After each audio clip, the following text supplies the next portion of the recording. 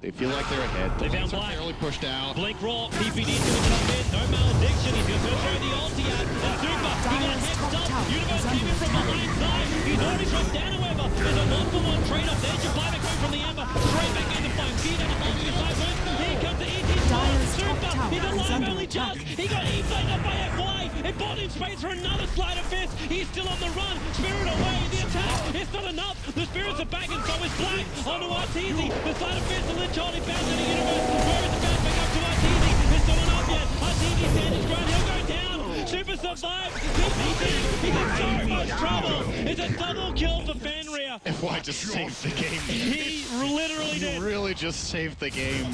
What an absolute play coming out from FY. And that pickup, if you weren't certain whether it was going to be good or not, Lich as well. if you weren't